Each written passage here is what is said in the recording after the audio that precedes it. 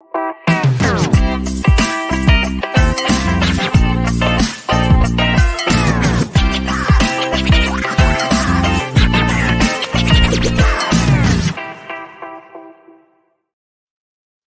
दर्शकों, Jaipur dialogue USA पे आपका स्वागत है। मैं हूं विभूति झा। जिस तरह से मैं हमेशा निवेदन करता हूं, please like, subscribe, support our channel. We count on your feedback, we reply at times. और कभी कभी हम हर प्रश्न का जवाब नहीं दे सकते हैं, लेकिन हम कोशिश करते हैं कि सारे कमेंट्स को पढ़ा जाए। तो आपकी फीडबैक हमें चाहिए। आज एक चर्चा करेंगे। जैसे मैंने कहा है, अगर ब्राह्मण और मौलाना में अगर युद्ध हो तो कौन जीतेगा? इसकी बात की चर्चा मैं क्यों कर रहा हूं? क्योंकि ऐसा लगता है कि 9 या 10 दिन पहले मैंने एक वीडियो देखी। 9 और 10 दिन पहले की वीडियो है वो, जिसमें मौलाना नोमानी नागपुर में भारी दर्शकों को संबोधित करते हुए उन्होंने दो चीजें कही। एक तो कहा कि मुस्लिम हम हम अब माइनॉरिटी नहीं है। माइनॉरिटी का जो हम पे छापा मारा जाता है वो आरएसएस की चाल है। और उन्होंने जानबूझ करके नागपुर में ये प्रदर्शन किया, जहां की ऐसा लगा उनके विचारों से कि शायद कोई सिख भी था, कोई हिंदू भी था। सर्वधर्म के नाम पे उन्होंने किया और जबरदस्त ठोका आरएसएस को। उसको उन्होंने बिल्कुल फसादी और दंगेबाज बताया, झूठा कार्यक्रम करने वाला बताया। लेकिन जो चीज मेरी कानों को में टनटनाता हुआ रहा, वो था कि जिस तरह से मौलाना नोमानी ने ब्राह्मणों को सिंगल आउट किया। बिल्कुल हिंदुओं से बात नहीं की उन्होंने। उन्होंने हिंदुओं से उनकी दुश्मनी नहीं है, ब्राह्मणों से है। चूंकि मैं ब्राह्मण हूं, मुझे इस बात की थोड़ी सी चिंता हुई कि जिस तरह से वो लोगों को उकसा रहे थे, जिस तरह से वो लोगों को भड़का रहे थे, जिस तरह से लोगों को वो आह्वान दे रहे थे कि ब्राह्मणों से लड़ो, उसका खात्मा करो, इस बात की मुझे चोट पहुंची, रंज हुआ। और जिस तरह से मैं हमेशा तैयार रहता हूं, क्षत्रियता उठी। मेरे मेरे मन में ये आया कि मौलाना जी को एक चुनौती दी जाए, आ जाओ मैदान में, हम और तुम। लेकिन ये बात सीरियस है, क्योंकि मेरे विचार से ये सारा का सारा जो मुद्दा है, ये हिंदुओं को डिवाइड और कॉन्कर एंड रूल का जो प्रिंसिपल है, जो आप सब इससे पूरी तरह से परिचित हैं। अंग्रेजों ने किया, मुसलमानों ने किया, हम पे जिसने भी शासन किया उसने किया। डिवाइड एंड रूल हिंदुओं का सबसे बड़ा हादसा है, सबसे बड़ी ग्लानि है हमारी, कि हम किस तरह से हमेशा टूटते हैं। आपने ये सुना होगा, कहते नहीं है कि connect the dots. Connect the dots अगर आप करेंगे तो इसका उससे भी सिलसिला है, सरतन से जुदा। क्यों कहते हैं सरतन से जुदा? इस बात को सोचिएगा जरूर। और मैं आपको एक असली कहानी बताता हूं, जो मेरे साथ गुजरी थी।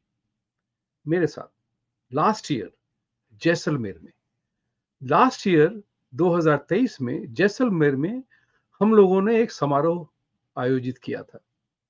उस समारोह का एक ही प्रयोजन था, एक ही पर्पस था। और उसका पर्पस ये था कि इस बात की चर्चा की जाए महानुभावों से, बहुत सक्सेसफुल लेडीज के साथ, बहुत सारे संस्थानों के लोग आए थे। उसमें एक चर्चा जरूरी थी। चर्चा थी कि भारत अगर सोने की चिड़िया रह चुका है, सोने की चिड़िया होने के कारण सारे के सारे इंपीरियल, कॉलोनियल, लुटेरे सब आए भारत।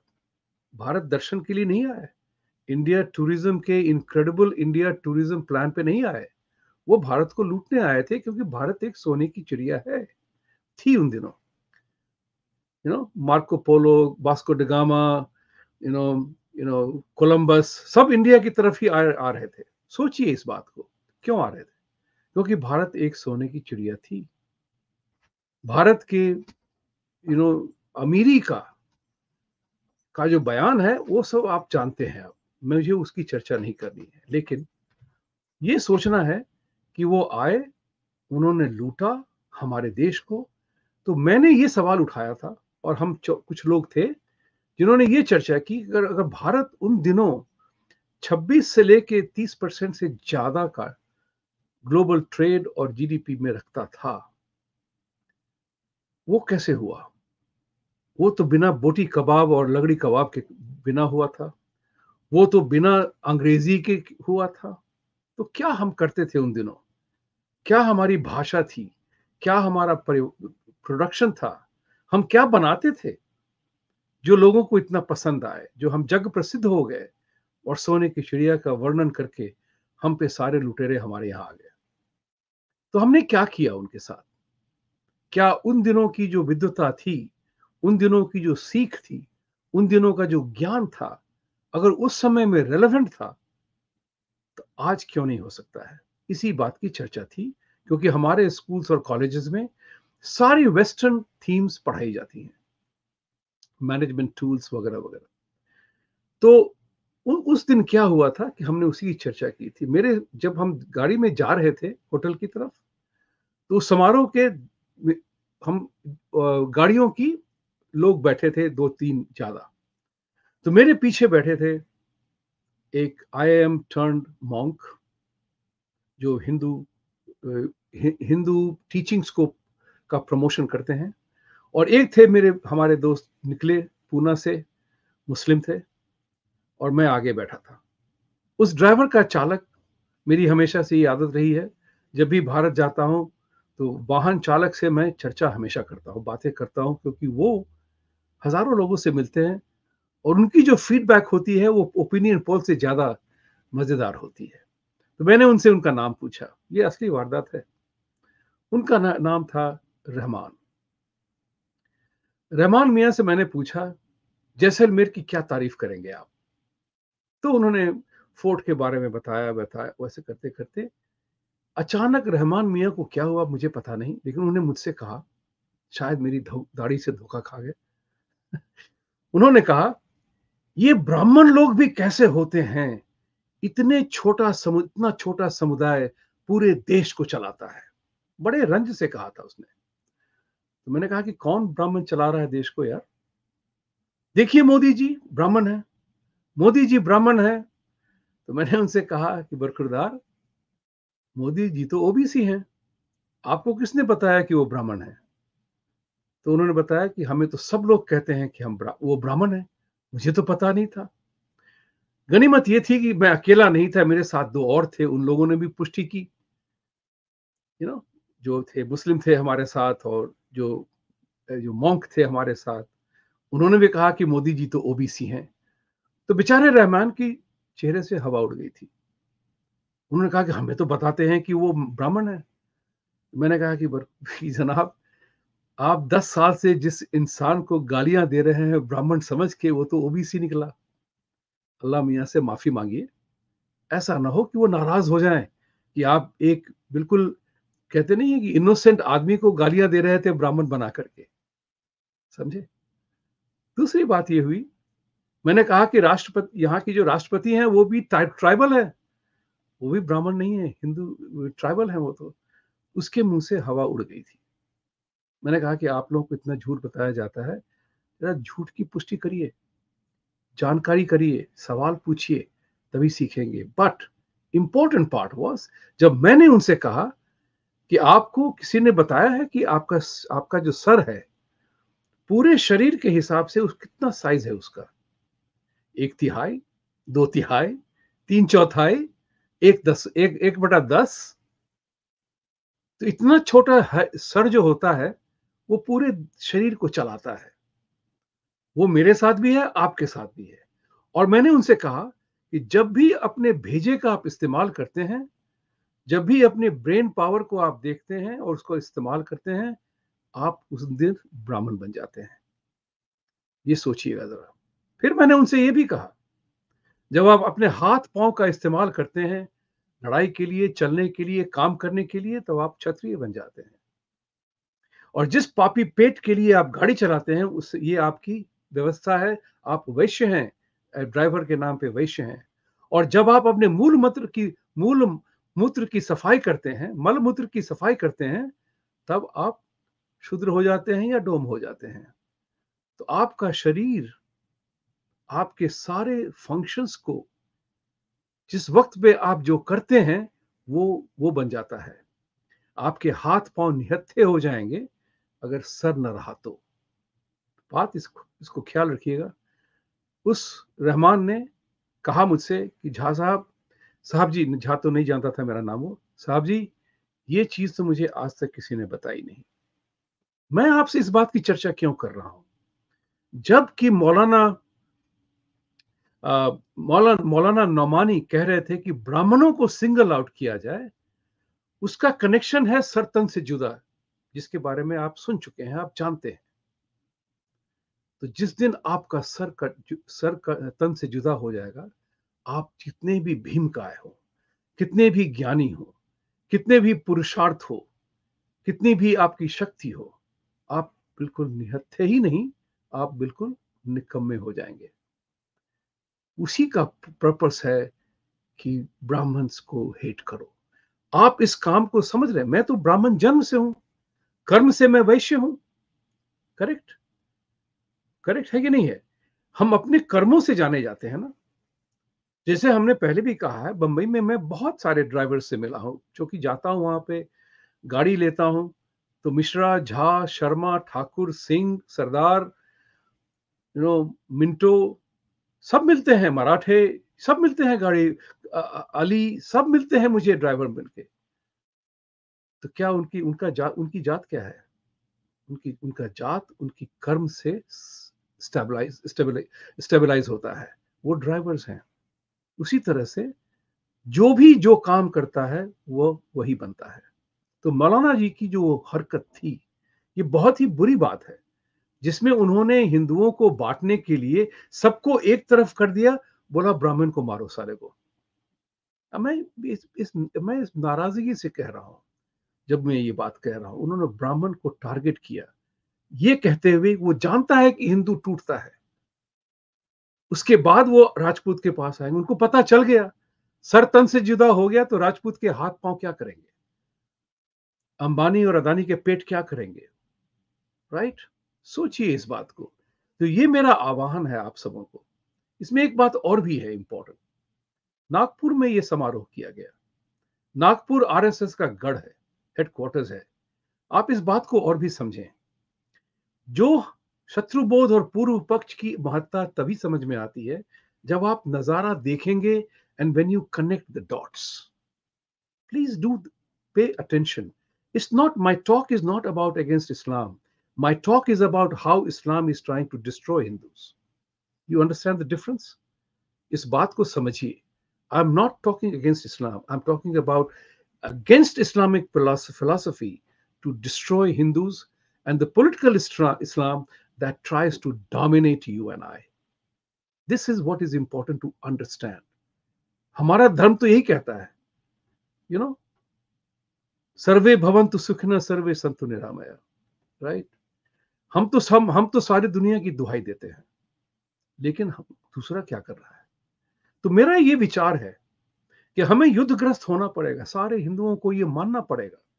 आप जो भी हिंदू हैं, आप हिंदू विरोधी बन सकते हैं, क्योंकि हिंदू में आपको वो हिंदू प्रथा में आपको विरोधाभास का भी एक अपना जगह है, एक अपनी जगह है उसकी। आप करिए विरोध, लेकिन विचार विमर्श विश्लेषण करने का भी आपको अनुमति है।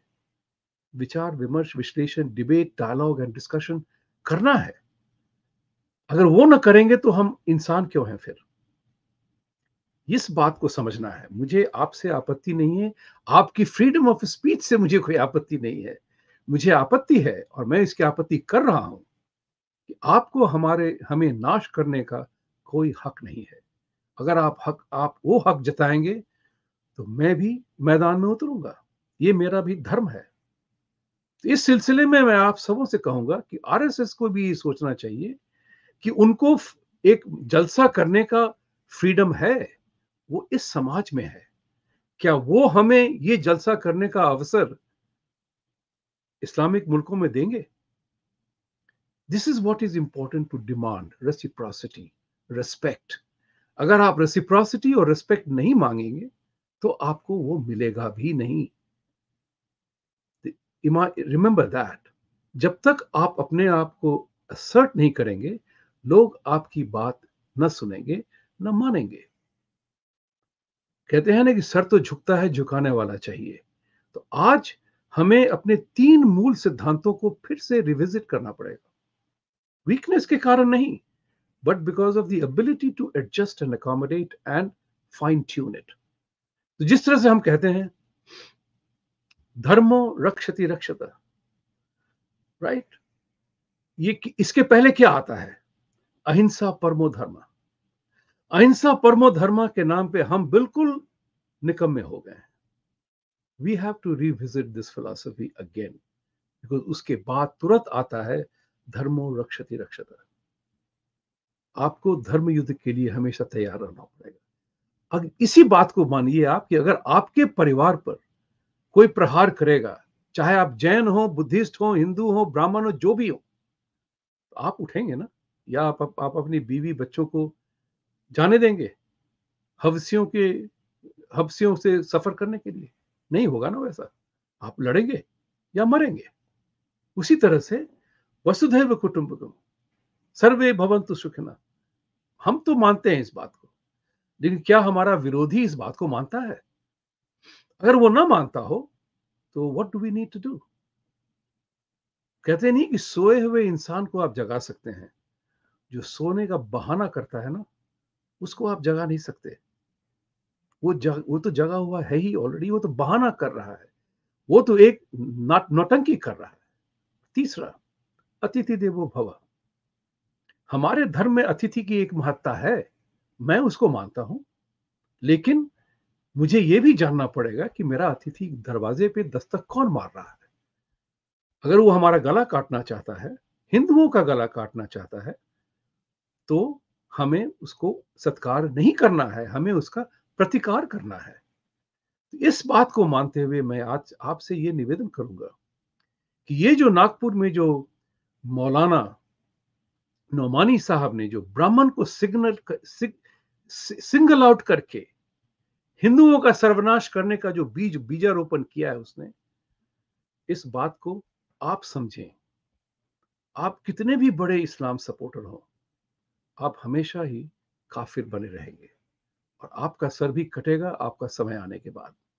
इस बात को कभी भूलिएगा मत। और इसलिए इस चीज की महत्ता इसलिए है कि हम हमेशा अपने ही नशे में चूर रहते हैं। अब एक बात देखिएगा, और ये कहां कहां बसते हैं? नागपुर में बसते हैं, काशी में बसते हैं, कश्मीर में बसते हैं, सब जगह को जहां पे आपकी कोई भी, मथुरा को नाश किया, इस तरह से सोमनाथ को ना, जहां जहां भी हिंदू धर्म की एक शिलान्यास जो बहुत मजबूत है, वो वहीं आके बसते हैं। ये बात सोचने वाली है। फ्रीडम डेमोक्रेसी का फॉल्ट लाइन बन गया है। मैं इस बात को समझने लगा हूं, इस बात को मैं आपसे कहता हूं, इस बात को समझिए। और आज इसलिए मैं ये दावा कर रहा हूं, आज मैं खुलेआम कह रहा हूं, मौलाना नौमानी साहब, उतरिए मैदान में, हम और आप। ये मजाकिया भी है और सीरियस भी है। ये हिंदुओं के लिए एक जागने वाला मौका है। अगर अभी भी न जागे तो कभी जागने की फुर्सत भी नहीं देगा कोई आपको। सत्यमेव जयते। सुनने के लिए बहुत बहुत धन्यवाद। जुड़े रहिए और जुड़े रहें।